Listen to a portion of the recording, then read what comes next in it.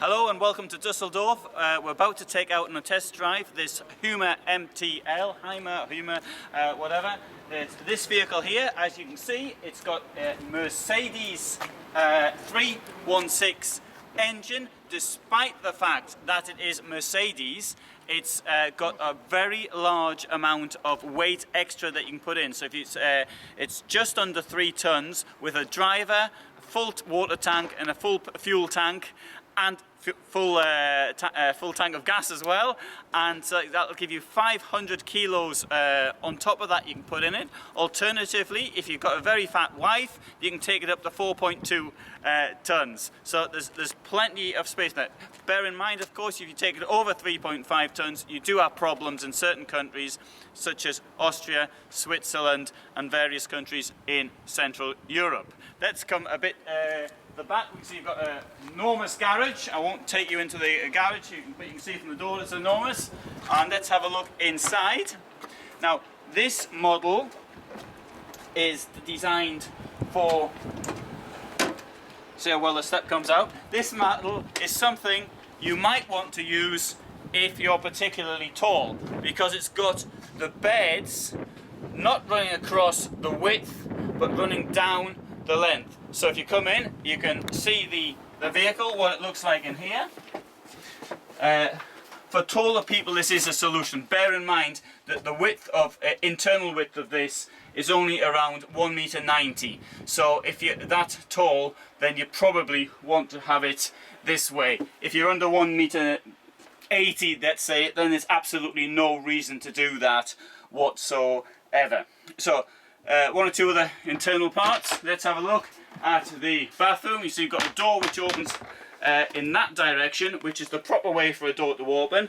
My van I'm using now unfortunately opens the other way, which is a bit awkward when you get out of bed after you've had a night on the town and you need to leave something in the toilet. There's very nice size, lots of storage up here for your bathroom stuff and what have you. And below as well we have another cabinet, nice size window.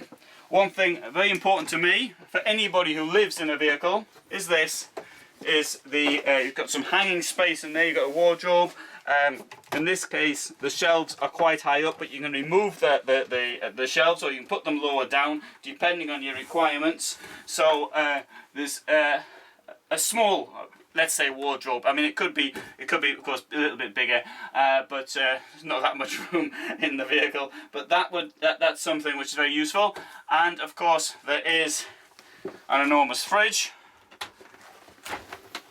There you go, look at the size of that. Now, one thing about these new Thetford fridges, these are new out in the past few weeks, in fact, more than anything else, is they're being designed to be very thin.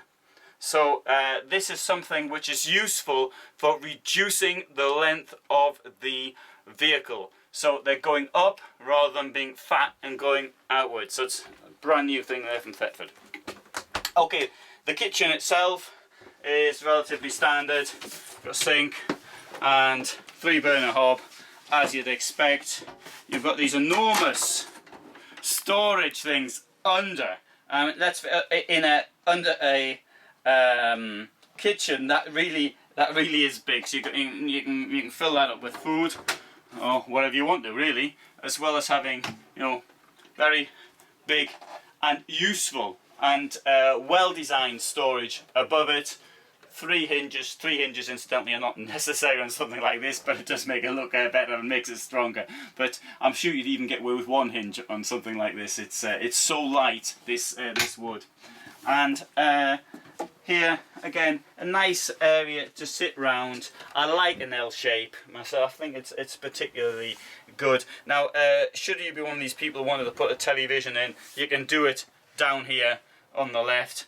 I personally can't see the point of going away in a motorhome and then just watching the television, but I know most people do that. So if you want a TV, it can go there. There's a couple of nice little extras, such as these lights, which will come out so it don't get in your way, as is usually the case with lights around the driving space. We've got the control panel here. Nice big switch for the water, and here you have the your heating and your water. 40 degrees, 60 degrees on your Truma combi boiler. You can have the water and the heating if you want, depending on what you're looking for. Door closes automatically when you've got wind, and you can see here your battery supply, what it's like. 13.5 full down to 11 volts, which is empty. You don't really want to allow your battery though to get below 12 if you can avoid it. And here you've got displays showing your batteries and the water, etc.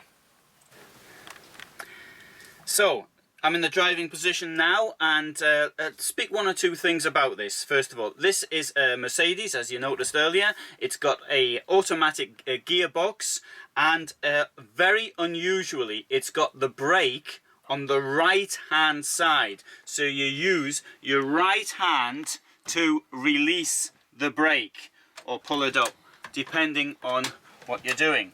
Now, in early cars it was like this. This is the first modern vehicle, that's to say the first vehicle is certainly built this century, the 21st century, which I've actually seen that in. Now the point of having the brake on the left hand side is so it doesn't get in your way when you're doing things like turning the seat round. Having said that, you can see very clearly that the seat will turn round even with the brake on.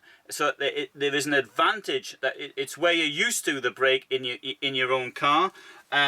Furthermore, on the left hand side in any case, there's not a great deal of room for the brake. So okay, that may be an advantage, maybe a disadvantage. Now let's just turn this thing on. So we've got it's in park at the moment, and I can put it down into reverse, or I can put it into neutral.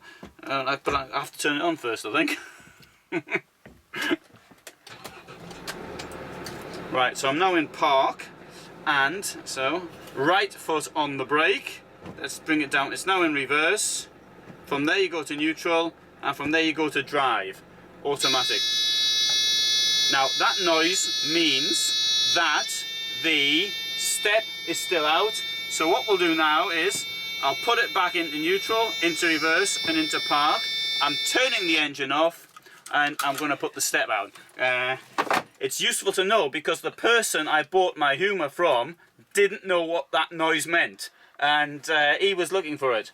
Good job I was there to buy the car off him and to tell him what the noise meant. So now we've got the step in, engine's turned on, so you've got the sound of it there. Brake, reverse, neutral, drive, handbrake off, and let's go forward. So this is a automatic car. Can go a bit faster, of course, if you want. And now for those of us who are used to manual, it is a bit strange. You're wondering why the car's going faster, but you can't hear the engine actually struggling. Now, okay, I think I'm doing a left turn here. I think, am I? Yes, good, all right.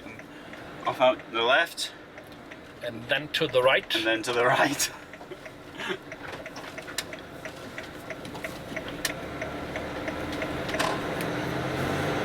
And I think we're probably going left here, are we? To the right, please. Oh, going right, okay. I haven't been up here yet. Well, not in a car anyway. Right. Now, one of the things you find with vehicles, with camper vans, motorhomes in general, is, motorhomes I should say, is it's difficult often to see in a right turn. Now the thing is, what we've got in this vehicle is we've got a rather large window in the door, and that is really very useful. So much so that in my case, for example with my vehicle, which doesn't have this facility, I'm going to put a camera in there so I can see what's going on. Right, so entering the motorway here, and the autobahn, and let's see how fast it can go. Well, we're not going to push it too far. I presume there's a limit here. and it's not my car, so I don't really want to do any damage to it. But okay, so we're picking up a bit of speed now. We're in 80 kilometers an hour, and we're doing 1,800 revs. So let's just pull it down. Stay on this lane. Oh, sorry, right, okay, we're going to Stockholm, Kaiserwerth, Zentrum, Duisburg. Right, so now it's doing 90, we're doing 2,200 revs, and 100. And really, it doesn't really feel as though you're going, it doesn't feel as though you're struggling, it doesn't feel as though you're doing that speed. Right, I'm going to have to brake a little bit now, as we're coming out, and shall I keep going straight ahead? To the on the far right lane. Okay, and right. then we turn to the right. Okay, just check there's nothing there. And yeah. Okay, so I mean, we saw the acceleration's not bad at all there. No problem with that. So we're turning down to the right now. We're entering the Umwelt zone, the emissions zone, and so this car will be all right for the emission zone. I've got a feeling that mine isn't all right for the emission zone, but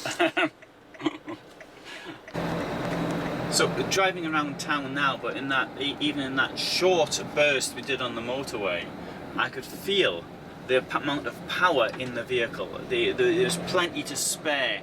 And now I'm not one for encouraging people to go around breaking the speed limit, or I'm not even one to encourage people to, in Germany where you, in many places you can actually drive as fast as you want, and I'm not encouraging people to go on doing, well, this vehicle can possibly do 160, but you can feel it's there, the capacity's there. And what this also means for those of us who are using motorhomes is that you can increase your payload by a lot more as well, and you've still got the power to actually to go where you want to go.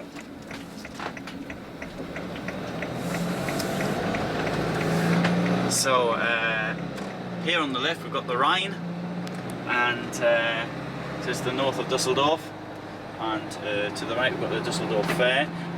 The roads are empty, but this is largely due to the fact of the fair being on now, and the amount of car circulation has actually been restricted.